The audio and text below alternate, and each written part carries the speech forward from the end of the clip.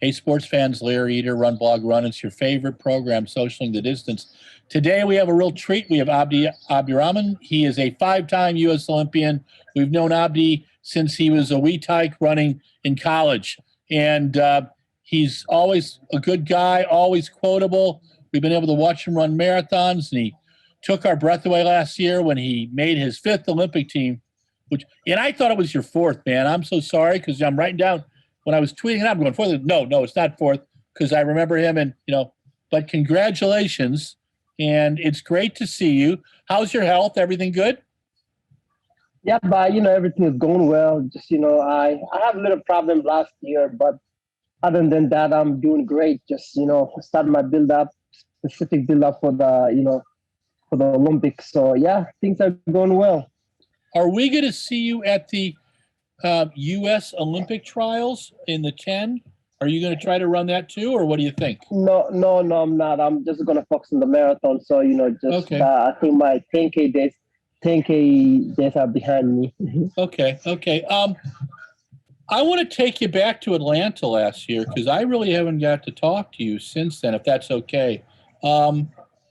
Before the Olympic trials, what was your level of confidence? My confidence was as high as I've ever been, to be honest, because of my training that leading up to the trials. I was healthy, I was prepared well, and also I get confidence from my training partners, my coaches, and my friends, and everybody thought I would make the team, and I just believe in them, and I took that and I run with it. What is the workout that you do that when you do it well, man, I'm on? Yeah, for me, the bread and butter of my workout, usually the tempo runs. The tempo run, if when I was in Ethiopia, I did about like a 10 to 12 mile tempo run where I averaged like almost about like 540, no, like 448 to 449, just wow. and that was above 9,000 above sea level, and that gave me all the confidence that I needed. When you train in Ethiopia, how long do you stay there? Are you there like 7, 8 weeks, 9 or 10, or is it just okay? Yeah, I stay anywhere from 8 weeks and above. I stay sometimes 9 weeks, anywhere from 8 to 12 weeks. I stay there. What's a typical training week like? Are you running twice a day, long run once a week, couple of days of track work, or how do you do things? Yeah, we do like a 2 workout a week, and maybe 1 tempo run and a long run. So we usually have like anywhere from 3 to 4 sessions a week. When you do your long run, do you throw in fast paces into it? Are there different types of long runs for you? Is it a steady state thing, or how do you approach it? Our long run is the most important run for the week for us, our group, and we usually run pretty good the long run. We run long and hard. Like 35, 40K, or how far is anywhere from 35 to 42K. When you ran in Atlanta, and when I've seen you in other marathons, you do your best when you kept your head at about 35K and you really start moving then. How do you keep yourself from not going too early? Just to be honest, sometimes you just have to race, especially like the trials in Atlanta. I was running for a place. I wasn't running for a win. I was just, for me, the main goal was just to make the team and to get top 3. And on a marathon, anything can happen from 35K to 40K. You can go from being the first place to almost dead last. So I was making sure I have something left. I didn't push the limit, even though I could have pushed it a few times, but I always saving something for the last couple miles toward the finish line, to be honest. You've done well on courses that are very, very tough.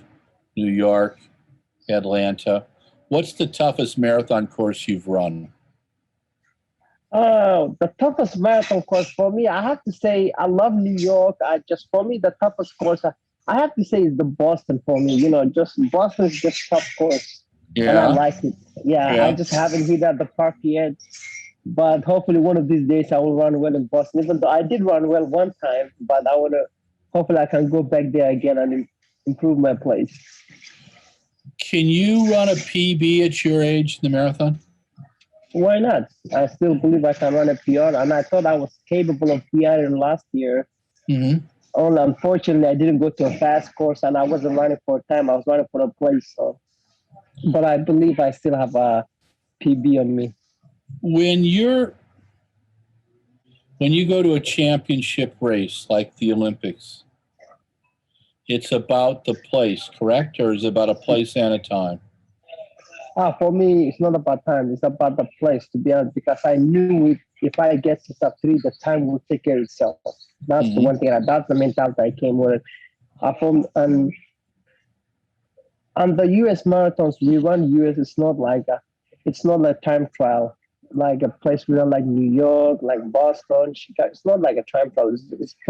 You're trying to finish as high as you can, and that's the way I race, and that's when I run my best. So you've been made 5 Olympic teams, U.S. Olympic teams. At the 10,000 meters, was that for the first 3 times? Yes. Okay. If you're talking to a group of young men or women and they're trying to run well at the 10,000 meters, what would you tell them is the key to racing well at 10,000? You have to be fast. You have to have endurance, because the 10,000 is a combination of endurance and speed, and you gotta have both. When you ran the 10,000 at this is what, it got to be 5 years ago, or is it longer? When was it? It's been longer, I think. Yeah. I think 2007. 2007. I don't know. It was maybe 2000. Was it the year Bacala run? Because you ran in the race with Bacala, right? And that was that your was that your PB? Yes, that was my PB. Yes. Did that surprise you how fast you ran that year? Actually, I wasn't surprised. To be honest, but for me, one thing about me is I usually never surprised how well I run most of the time, because coming into those races, I knew what I was capable of and what I did leading to that race. Especially, I supposed to go to Hangolo to go for the American. I was supposed to go to Hangolo to go run for American record, but I didn't make it to the airport, so I missed my flight. So, and then a week later, they were having a pre. So I was already going for the American record, but I came short in pre. So I already have that mentality of running fast, so I wasn't surprised. Okay. What was the biggest mistake you've made in an Olympic trials? The biggest mistake I made one time was wearing brand new spikes. Okay. All right. Yep. Guys do that. I know. I remember in 72, Nike gave away its first shoes, right? And it was a shoe called the Nike Verdun. And 50 guys in the field wore those things. And it wasn't a bad shoe, but you got to wear a shoe in. And, people had problems, And what has been the biggest lesson that you've learned in being successful at a marathon? What is the most important thing about being successful at a marathon? Just being patient, how to be patient. Yeah, marathon is a tough, marathon is it's just for me, just how to be patient, and also how to know I don't know how to say this, but how to know not to get too excited. Okay. Not to get too high on lows. When did you run as a kid? No. Okay. How did you get into running? I get into running at Pima Community College. A lot of my friends used to do sports, and I just want to be one of the boys. When they go to practice, I have to go home. So I tried to join the soccer team, but I wasn't that good enough and forget about football and basketball. So, and I thought running was the easiest thing that, that I can control in my own Uh-huh. distance. Uh-huh. Yeah. And now, where did you go to undergrad for school? I went to U of A. And who was your coach? Dave Murray. And Dave's still your coach now, right? Yeah, he's still my coach. Yeah, but also I get some help from Gary Love, Paula Radcliffe's husband. Oh yeah, I know Gary. Good. What is what's the biggest lesson Gary's taught you? Oh, I think Gary taught me. I already know the hard work, but at the end of the day, nothing's gonna come easy. Just the thing of hard work. It's just like we have the same mentality, to be honest. Just like there's no such called like easy miles. Everything's hard. Yeah. With David, you've been with him for a long time. Has that relationship changed from coach to advisor? Is it still coach? I'm still my coach. Yeah, he's still my coach. I just, I still talk to him daily basis, and he knows my workout, and Gary does for me at this point of my career, I think basically Gary is my advice and Dave is my coach. Okay. How much longer are we going to see you around? Do you put a limitation on it, or you just as long as you enjoy it? I enjoy, to be honest, yeah. The Olympic is coming up in a few months. There's a lot of marathon. Next, I don't know. I'm just taking 1 year at a time. I'm in this 2020. I'm enjoying it and getting ready for the Olympics. And 2022, I don't know what's going to happen. Hopefully, I'll be still running. If not, it's been an amazing career. Sapporo, Japan. It's going to be hot and humid. You've been through that kind of stuff before. To be successful in an Olympic marathon, what do you have to do? Oh man, don't get carried away. Patient also, and also just adjust that. And also, I'm gonna be successful because of the weather is gonna be. I know the first couple miles a lot of people will go out with the leaders. Just for me, just it's all about being patient. Though I say that word earlier. Yeah. For me, the main thing is just being patient. A lot of people is gonna come back, and I'm good at the humidity. I always have run well in Atlanta, found the road races, all those races. So I just have to use my experience. Did you think Atlanta was a tough course? I don't think it was a tough course. I think Atlanta was an amazing course. Yeah. Yeah. When the guys took off pretty quick, the steepler, and he was way out there, were you concerned about that at all? No, because I knew who was Galen was still there. And most all the elite guys, all the top contenders they were still there, and just only the one guy kind of trying to get away, and I knew he wasn't gonna get that far. Not that I didn't know it, but it's just kind of hard to run that way in a marathon anyway. So I thought it was unnecessary. When you finally started moving, when the race got hot, and you guys were going back and forth, and Jake was doing it, and Galen kind of made his move. Anybody surprise you?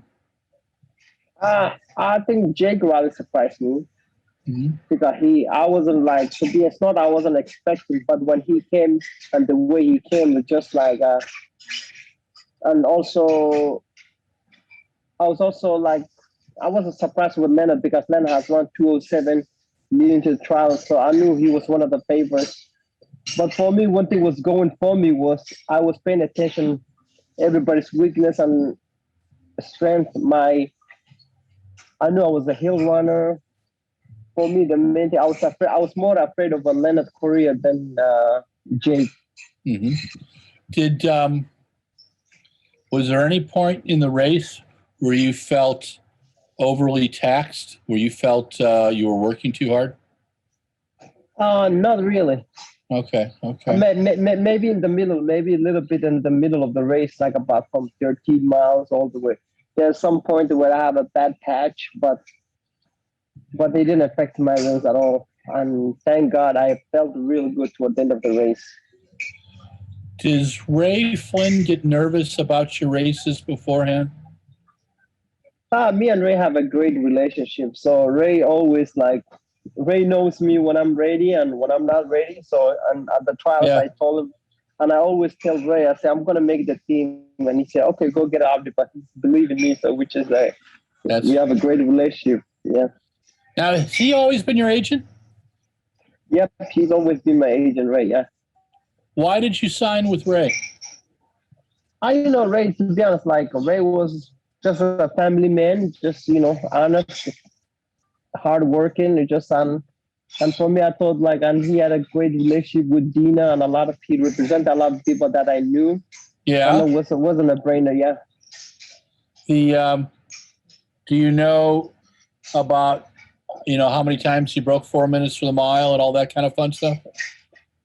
I know he broke many times, but almost 100 times, I think so. Yeah, but I didn't I knew he was a great runner for me, so I'm not yeah. We used to tease some of his young guys about, which national records he had and stuff like that. I just love to mess with people on that. So you've worked, you've just published a book. Are you going to Abdi's World? Tell us about the book a little bit. The book's just for me, just running has given me so much in my life, to be honest. As a runner, there's a lot of lessons that I can share, and I can share with the young runners, just how to dedicate yourself without leaving only for me, just I'm a runner, but that's not who I am though. That's running is just a part of me, because there's all this other stuff that I do outside of running, enjoy with my friends, just live life to the fullest, just enjoy the moment. Don't let the running consume you. For me, I just want to people to enjoy life, just I don't want them to regret and say, oh, all I did was those years. All I did was run. So I didn't have any outside life. So I was running, so yeah. You've run against Meb in 2 Olympic trials? Yes. Was it 04, right? 04? No. I have run against all the except the 2016. Okay. I have run against him, right? On 2016, I get injured. Okay. Other than that, I have run against him in 12. 12. Yep, he won the trials. I was third. I ran against him 08. I ran against him 04 and 2000. Yeah. Do you surprise yourself at how long you've been able to run? Yeah, sometimes I do. Yeah, but I'm also. I say I love what I do, so I don't look at it as a job. And for the people to find out the secret behind my success, the book is gonna come out and they're gonna love it. So they're gonna learn a lot about that. So we'll put the link up. What was the best mile you've ever run? 401. Wow. Okay. Now, what was your best 5,000? 1311. And where did you do that one? I did it. I did it twice. I have done it in London, and then I have done it in Norway, Oslo. Oh, cool. Okay. Yeah. And then your 10,000 was the one. Your PB. What's your PB at 10,000? I think 27:16. What was your best on the road? 28. I think low 28s. Did you do many 10K road races, or when you were building towards a marathon, did you feel you had to do a bunch of races to build up to it? Yeah, I've done it. Usually I don't do 10Ks. I usually do a lot of half marathons, 15K. So yeah.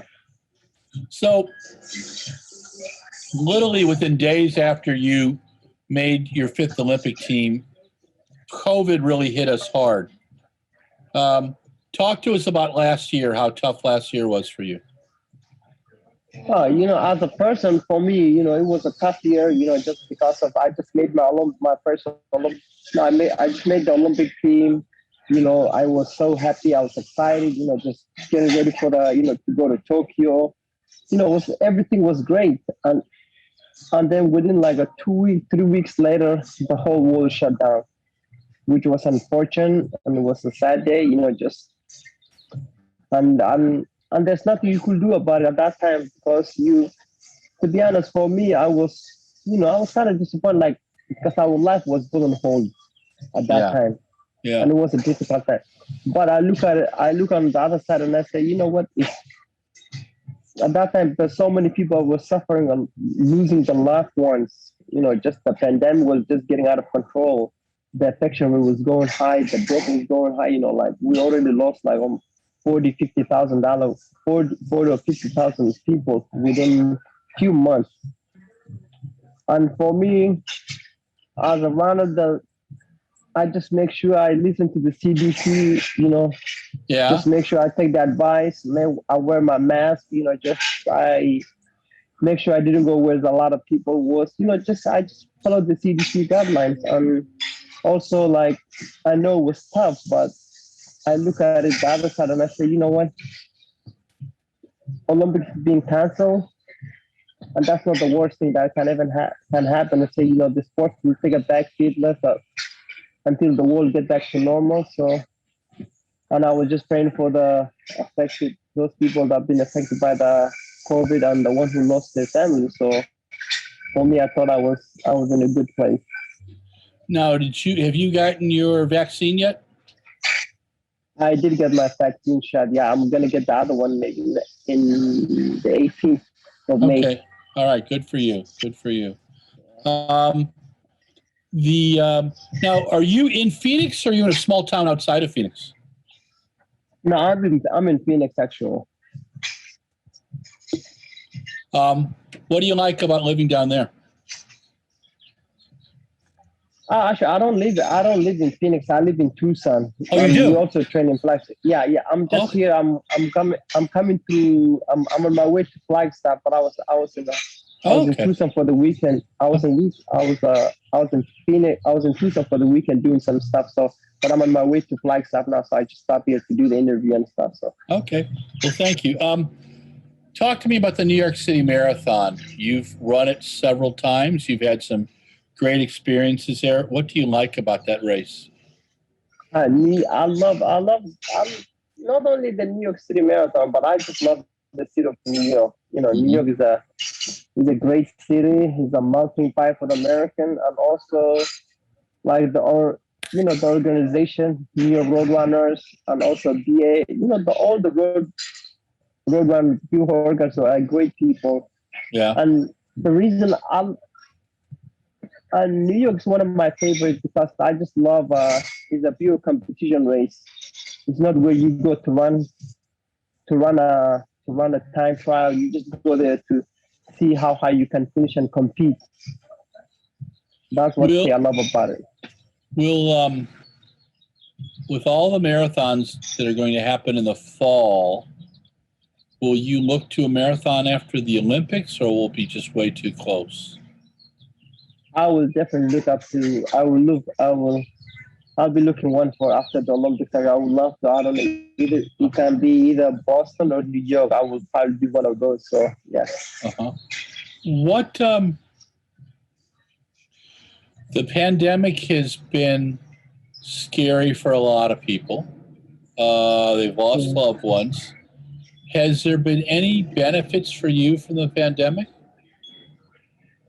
For me, I can say there has not been any benefit, to be honest, for me. Like, besides like the Olympics being postponed, I'm a year older, And also, if I look at the positive way, I say, you know what, I rested last year. I didn't race last year, and also I wasn't training that much. So just maybe 1 year of recovery for me. Yeah. Did the marathon at the Olympic trials take a lot out of you? I don't think it was the trials, but just leading into that race is like, it's a really stressful race to prepare for it. because there's only like a 3 spots and there's over 300 athletes. So just lead for me, the most stressful part was leading into the trials and getting ready for it. Yeah. What was the last 3 weeks before the trials like for you? The last 3 weeks before the trials, I was like, last 3 weeks was just normal training, except the last week when I usually don't taper, so I was training heavy until the 1 week out. Yeah. So and then the last week is I just relaxed, didn't do that much running, just like maybe 40 miles total. I'm just visualizing the race, see how I'm gonna run. Just visualizing, seeing myself like at the podium. Just like for me, you have to see it before you accomplish it. For me, so and that's the way I visualize the races. All right, I'm going to give you the names of about 7 or 8 athletes, okay? And you're allowed 3 words to describe them. 3 words, okay? Okay. Dina Castor. Eder Cactus, great legend and competitor, good competitor. Galen Rupp. Yeah. Galen Rupp. Galen Rupp. Galen Rupp is passionate and a winner, and I think a family man. Okay. Jake Riley. Jake Riley. Unknown. Okay. Meb Keflazigi. Meb Keflazigi. Yep. Meb is a businessman, a father, and I would say athlete. Haile Gebrselassie. Haile Gebrselassie, I would say a businessman.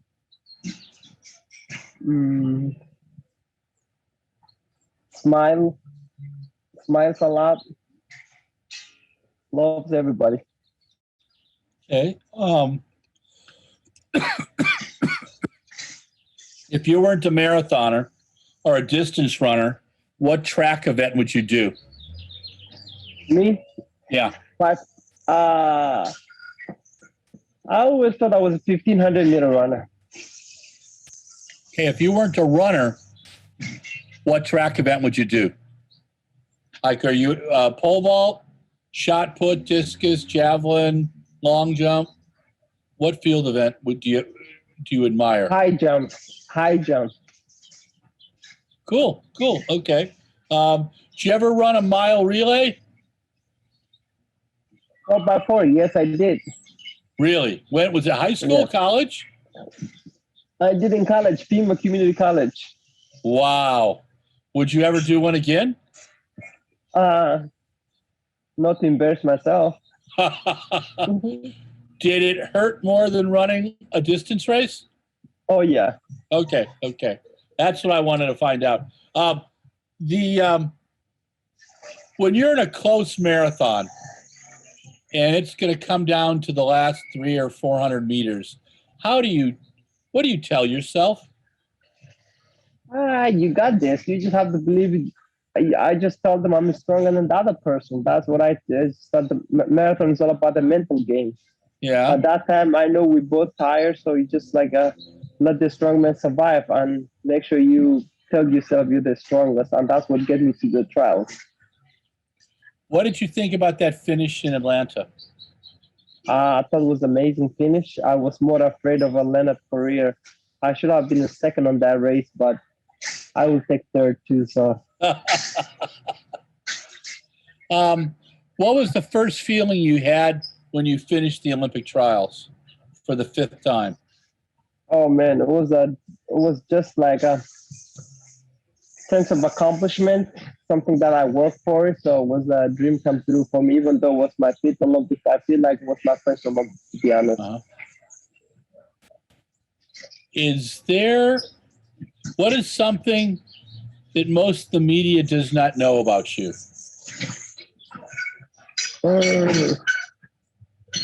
Don't know about me. How dedicated I am, though. They probably already know that. I'm also a hard worker, so I just. Well, everybody sees you with a sense of humor, and Exactly, that you yeah. make jokes, and they don't think you take it seriously. Exactly, yep. But how do you run a 211 man at New York and not take it seriously? Because that's the most god awful. I mean, I remember talking to Rob DiCostello the first time he ran that, because he had won Boston that year, won the Commonwealth Games, right? He comes to New York, and I talked to him afterwards, and he's just like, "Oh my God, the last 3 miles on that course are just, terrible, Yeah. And so it's just that's a tough one. Did Ray give you any advice before Atlanta? Not real, no. Your level of confidence was. Did you have people you were looking out for during the race? No, for me, I wasn't looking up for. I knew Galen was gonna be tough. I knew Leonard Curry was gonna be tough. To be honest, there was not like one specific people that I was looking for. For me, the main thing was I said, you know what? There's 3 spots. Yeah. And I just wanted one of those spots. That's all I wanted, nothing else. And I said, but I don't care who's gonna be first, second, or third. I said I want to be one of those. That's it. Those 3 top positions, I will take care of everything. So. How old were you when you came to the United States? I was 7 years old. Okay. Did you speak English at that time? No. So you learned it in school? Yeah. Okay.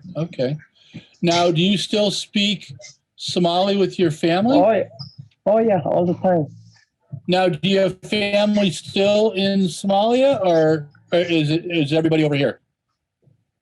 Some people, some of them went back to Somalia. Most of them are here, though, in Seattle. What would you like to tell people who know very little about your birth country about your birth country? Somalia it's kind of like Somalia is a small country. It's not a small country, but it's in East Africa. It's in the Horn of Africa, and the national animal, animal is a camel. They love their camel. And we also love camel milk. Okay. I have, and I've been to the Middle East. I've never had camel milk. I will have to try. Is it different? Is it like goat's milk?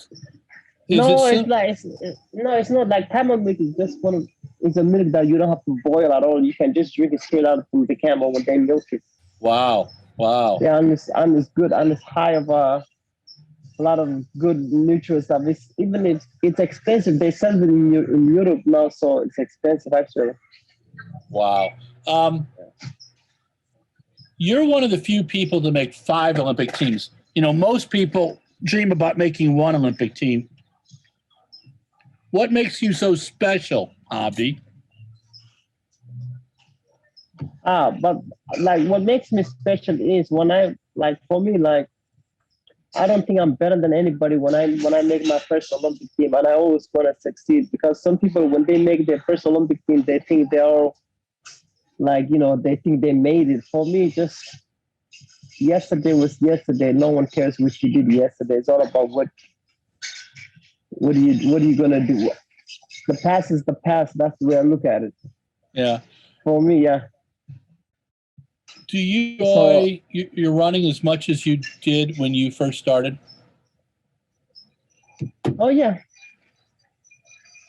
I run as much as I did when I first started. And I even run more now, because I'm getting ready for a marathon. So, and I never did more than 60 or 70 miles when I was running the 5K and 10K. So yeah.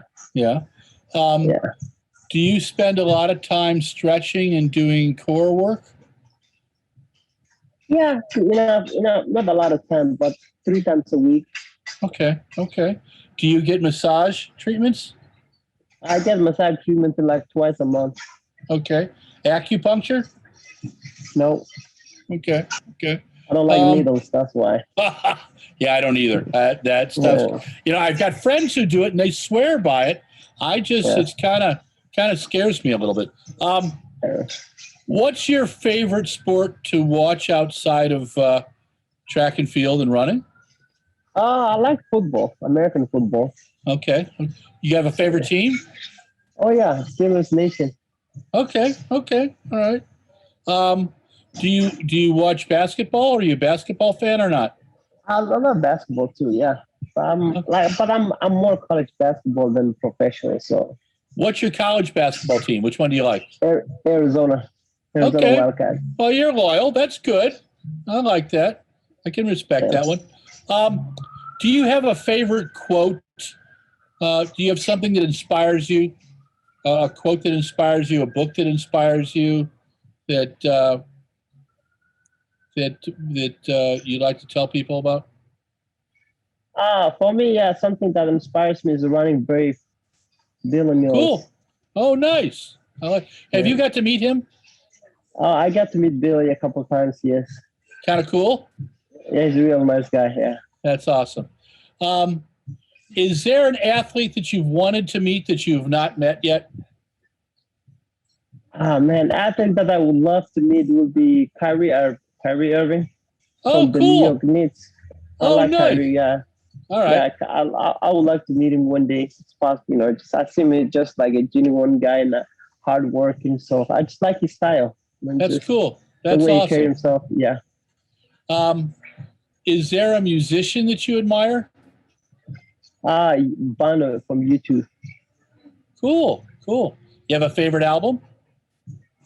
Revolution. Yep. Okay. Oh, nice. Yeah. Oh, cool. Cool. All right. Yeah. Let's see what else. What do you do when you're on vacation? Do you just veg out? Yep. I just lounge out. Yep. Just I don't do anything. No hiking. Nothing. And now, when you go to train in Ethiopia, do you go there once or twice a year now, or do you? Is it once? And like in the springtime, or when you kind of? Okay. I go there in the winter time. I go there.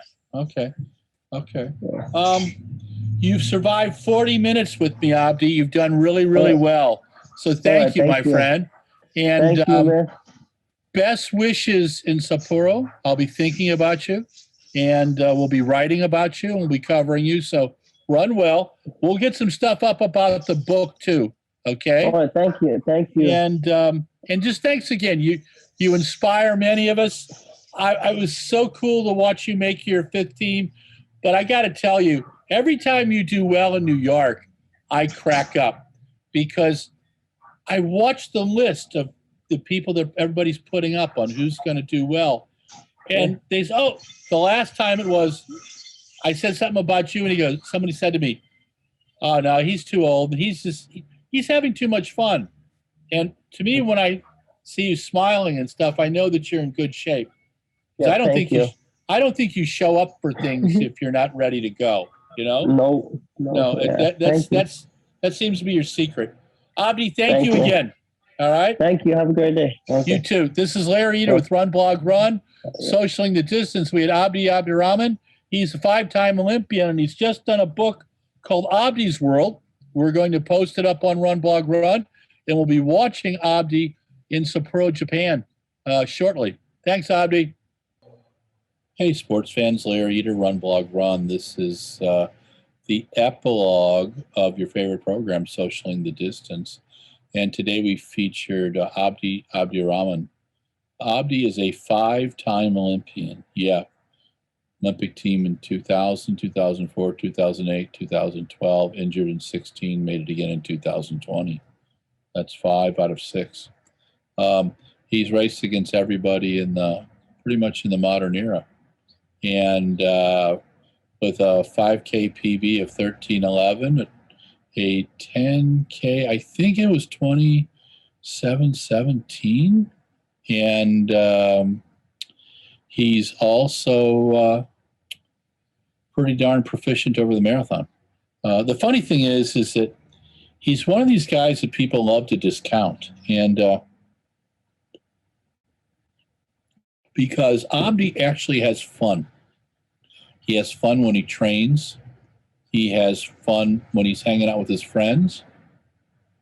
He has fun when he's not racing. But he's able to focus on the racing.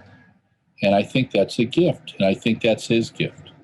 We just spent about 40 minutes and together just chatting. He was in on his way to Flagstaff. He's in Tucson at a friend's restaurant. And we sat and we chatted. And after interviewing, I off the top of my head, probably a couple thousand athletes in my time of pretending to be a journalist, I can tell you that there are no secrets. There's focus. And then there's ways that people turn it on and turn it off. Some people disassociate. Bill Rogers used to tell me that his best marathons were when he felt like absolute crap halfway. And in fact, he got to the point that if he felt terrible before he hit the hills at Boston, that 15 to 22 mile stretch, then he was pretty confident that he was going to have a good race. That's just the way his body worked. You know, there's other people who are nervous wrecks before races. And I like the attitude of Steve Ovett. Steve Ovett was asked one time if he planned for races, and he said no, he'd stopped doing that because races have their own, life form. And in my modest career, I raced about 500 times I finally figured out, I think, in the last 100, and really kind of enjoyed them and embraced the nervousness and embraced the situation. And it's the way I feel that Abdi approaches racing and life. His book, Abdi's World, which will be out in July, is something I encourage everybody to get a copy of, because there'll be some great stories in there. And Abdi's someone that you could just genuinely like. He's a good guy, like many virtually all Americans, he's an immigrant, Contrary to our current political stuff, most of us are immigrants. And unless you're a Native American, you're an immigrant. And it's just a fact of life. Abdi wasn't a runner at first. He played other sports, soccer, but he wasn't fast enough. Never was going to be a basketball or football player, but he kind of got into running and liked it, and got into running late. He's a late teenager, but kind of dug it and started having some success. I remember him in college at Arizona, and he's had the same coach for a long, long time, and he has an advisor too, Gary Loff, and Dave Murray's been Abdi's longtime coach, and Gary Loff, Paula Radcliffe's husband, is his advisor. Dave continues to speak with him almost on a daily basis. Gary, I think, helped give some strategy. And at 43, the thing is I think the best part of Abdi's game is his strategy. I don't think the guy makes a bad move in a marathon. He stays out of trouble. Whatever he does, disassociates or whatever. In the first half of the race, he watches the moves. And when at the trials, when Galen started to take off, that's when Abdi woke up. And he has that long stride. It's very energy efficient, and he doesn't make bad moves. And the marathon and the 10,000 are chess games. Frank Shorter used to describe the 10,000 is cutting yourself with a very sharp knife. And the marathon is something similar. It just takes a longer time to build the pain. And there's going to be a place in the last 2 or 3 miles, no matter who you are, where it is your brain and your guts on one side and your body saying, I want some Doritos and a nap on the other, okay? And what people discount with Abdi and what the secret sauce of Abdi Abdirahman is he's able to totally disassociate the seriousness of racing with everything else that he does. He's made running fun. He's made doing 35 to 42K runs fun. He's made running 90 to 100 miles a week. He isn't a high mileage guy, fun, but he can train at 9,000 feet. And he can put in some serious tempo runs too. And between those tempo runs and the fast mileage he does and the long runs he does, he's allowing his body and his brain to recover. How well could he do in Sapporo? Well, I think he could be a medalist. He has got the wheels, but more importantly, he's got the brain. He's the kind of guy that would come on you at 38K and take a bronze or take a silver. Or if someone falters, he could do something else. So it's going to be really interesting with him and Galen and Jake Riley over there. Had a lot of fun with Abdi today. And I encourage you to read his book. If you ever get a chance to meet him, ever get a chance to watch him race, go do it, because you'll learn a lot. This is a man with some rarefied skills. He's made 5 U.S. Olympic teams, which is terribly hard to do. And in the era that he was running at, he was running against the very best. This is Larry Eder with RunBlogRun. This is your favorite program, Socialing the Distance. Today we featured Abdi Abdirahman. He is coached by David Murray. He is managed by Ray Flynn, and he runs for Nike.